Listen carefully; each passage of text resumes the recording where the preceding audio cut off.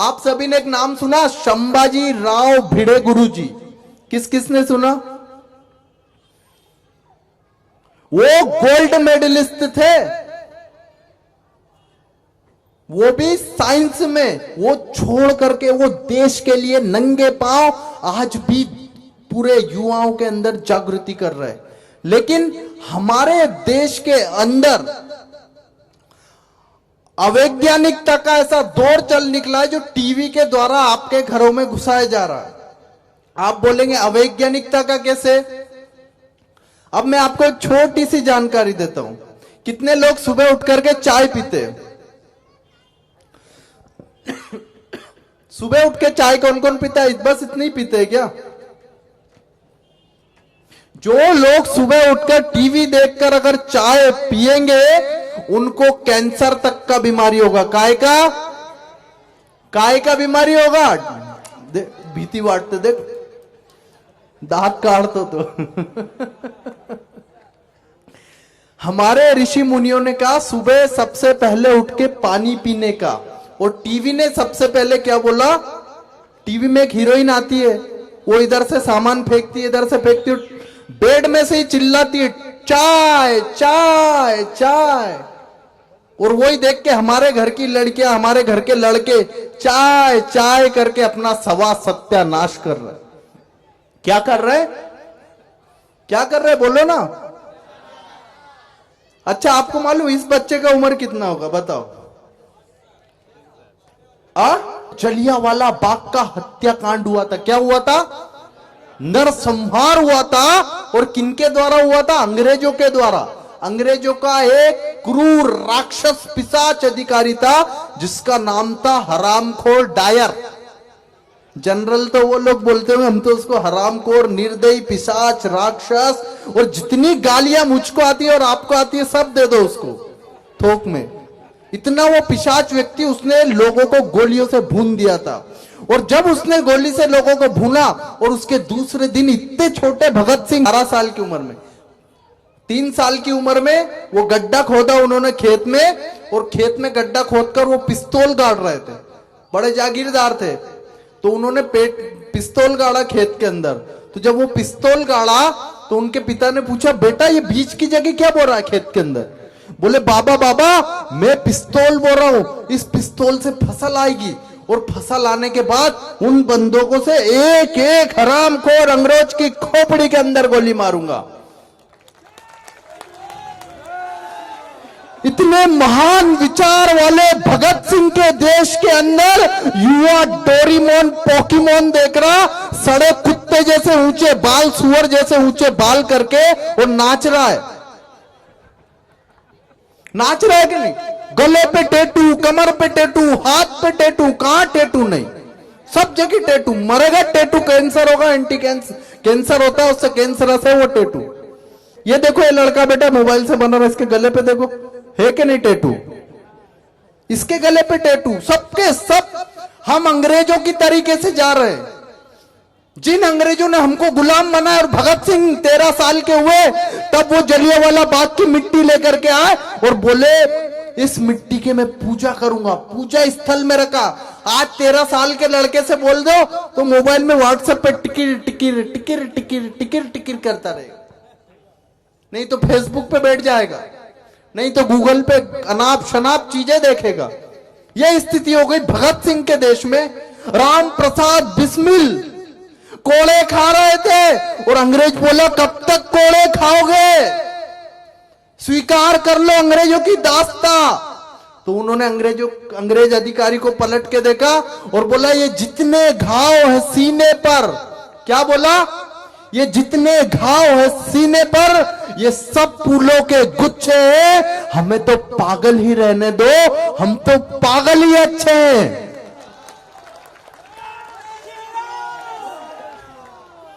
क्या उनको ऑफर नहीं आया होगा कि मिल जाओ अंग्रेजों के साथ? सबको ऑफर आया था।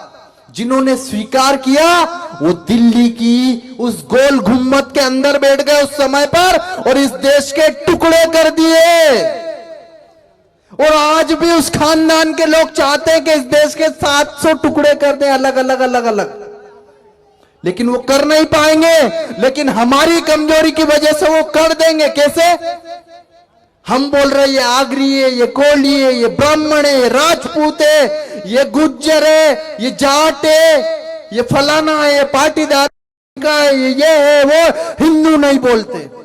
ये जय भीम वाला है तो वो परशुराम वाला है, तो झांसी वाले हैं, तो ये बिरला वाले हैं। ऐसे कर करके हम बढ़ गए और उन्होंने हमको लूट लिया। लाखों करोड़ का संपत्ति लूट करके, नेताओं की हिस्ट्री है मेरे हाथ में, उनका पूरा बायोडाटा है हमारे पास में। लाखों करोड़ रुपए लूट कर स्विस बैंक में जमा किया। कितना रुपया? यहां बैठे लोगों को 100 करोड़ रुपए दो तो भी खत्म नहीं होगा, इतना पैसा लूटा इस देश। और वो पैसा लूट करके कहां रखा? विदेशों के बैंक के अंदर। किसके देश में? भगत सिंह के देश में। इनके बाप दादाओं ने खून नहीं बहाया। आर्मी में एक भी नेता की औलाद शहीद नहीं हुई। आप बता दो हुआ क्या? और वो कानून क्या बनाने लगे? क्या कानून बना रहे? Hindu communal violence bill. आप समझते हैं हिंदू कम्युनल वायलेंस बिल का मतलब अगर किसी हिंदू की लड़की का बलात्कार कोई आतंकवादी दहशतगर्द कर देता है तो उसकी रिपोर्ट नहीं लिखा जाएगी। लेकिन कोई आतंकवादी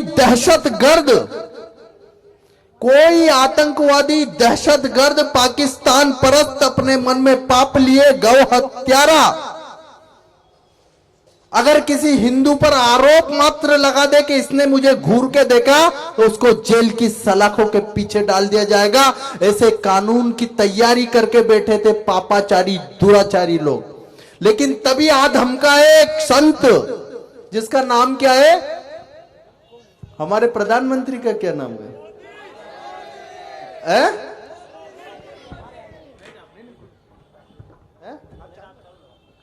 नहीं थोड़ा सा बोल लो नेता के लिए, आपको दिक्कत नहीं ना?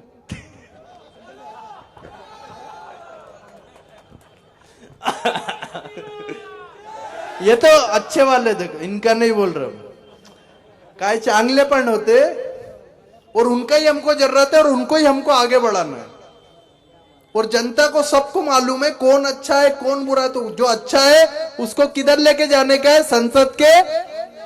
और जो खराब है उसको किधर लेके जाने का? ऐसा लात देने का और नाली में पटक के जेल के अंदर घुसा देने का है? सत्य है कि नहीं?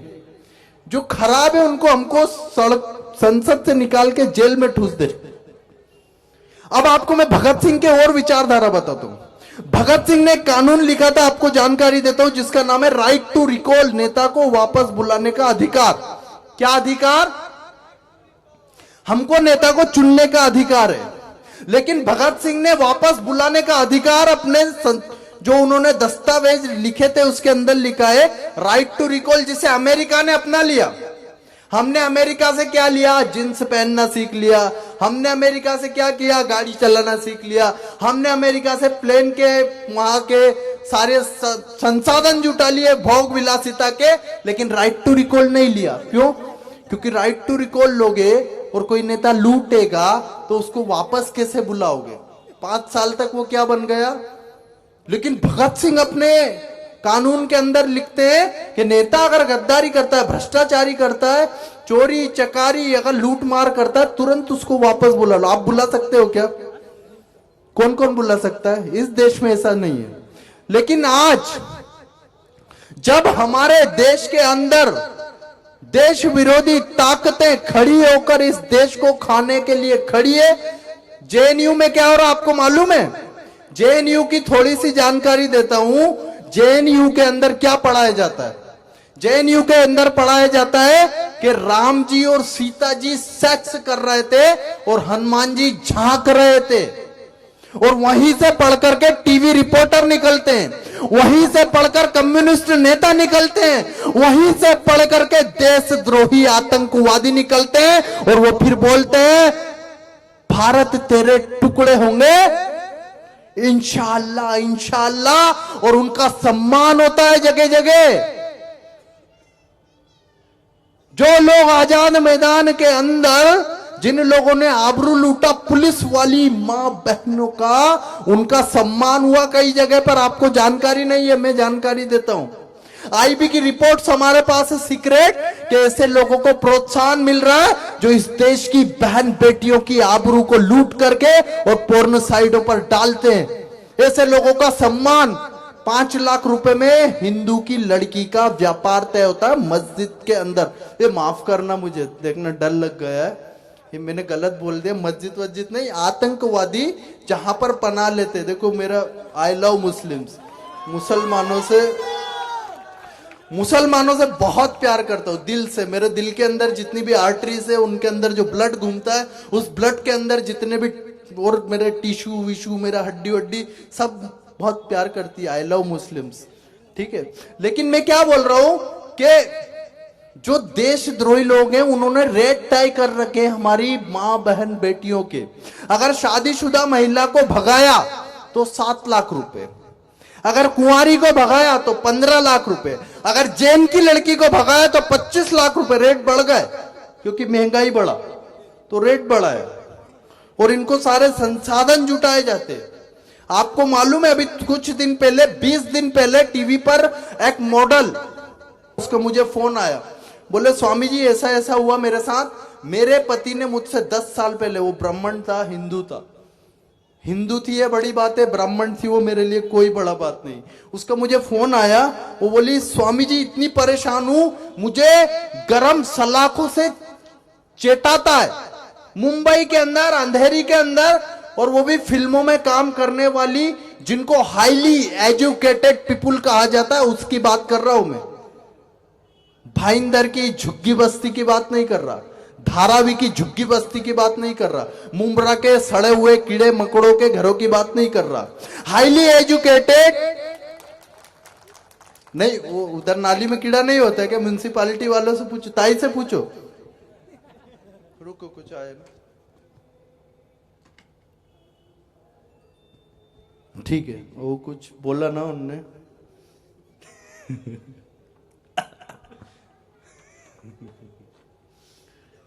देखो अपन तो जर खरीद गुलाम नहीं है किसी का भी, ठीक है, सही बात है कि नहीं? तो सही सच बोलूंगा या झूठ बोल दूं, बता दो। का है सालवे जी? अच्छा, सच सुनना है कि झूठ सुनना है? हाँ, तो रेट तय होता है पूरा बाकायदा, और वो पैसा कहां से आता है?